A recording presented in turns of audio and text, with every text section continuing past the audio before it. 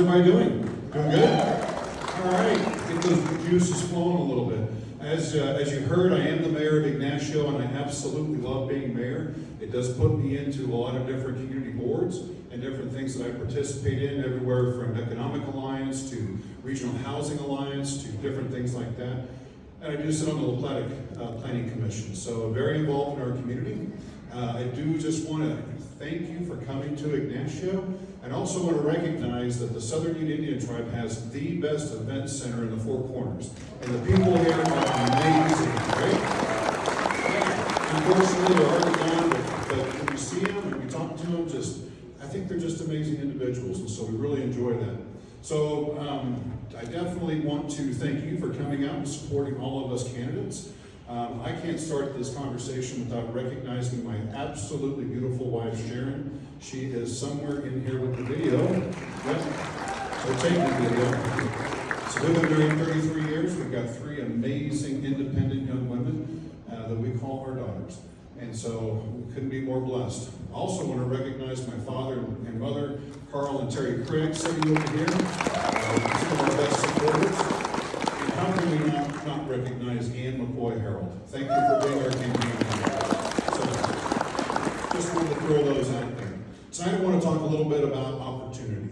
Opportunity that each and every one of us have. Kind of want to start with a little bit of a story. I was getting a haircut. Actually, we were waiting to get the haircut.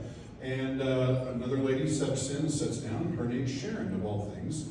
We start talking, find out they have a mobile home park. They have issues with the mobile home park oversight program at the state level. They have issues with legislative things coming down from the state, policies and practices and so forth. And we just had a great conversation. And then I said, well, I'm running for state house. She looked at me and she kind of goes, well, what party? I said, Republican Party. And she goes, well, what was that called? She's a loudmouth liberal. She made that up, I didn't. But the best part was we'd already established a conversation, we'd established a relationship. We are going to be getting back together with this individual. She actually lives in Silverton and has a cabin up at Vallecito. Can't wait to have more conversations because we share the same pain, even though we may not have the exact party affiliation. And she really wants to get back together with us as well. So, why am I talking about that? Well, because we need you. It's one thing to have a conversation with everybody, but I can't have all those conversations. One of my favorite stories I heard this week actually came from my father. They lived north of Vallecito, and somebody was turning around in their driveway, and he approached them and said, you guys looked lost. And he said, well, we kind of are. We're looking for such and such. And he goes, where are you from? Well, they're from Pagosa. And he goes, do you vote? And he goes, well, yeah, we vote. He says, well, here's a business card. My son's running for House District 59. You need to vote for him. So I urge each and every one of you to grab some business cards and just hand them out to friends and family. Because you all have a wonderful relationship with people in the community. Relationships that Sharon and I just don't have necessarily across, 4 different counties, if you will. So I urge each and every one of you to start talking to your family and your friends and your neighbors and your coworkers and talk to them about the problems and the challenges that they're experiencing, especially from the state, maybe local, promote Paul. You're going to hear from Cleve here in a little bit. Promote Cleve, promote Sherry. We have lots of great people in this room, and I think each and every one of you can do more to talk to the people that aren't here tonight. Those are the people we need to reach.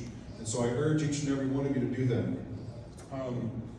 So, the RNC was this week. This is the first time I've probably watched every night of the RNC. How many people in here were watching the RNC? Come on, yep, look at that. It was amazing. It was amazing to hear the speakers, the different people. It pumped me up.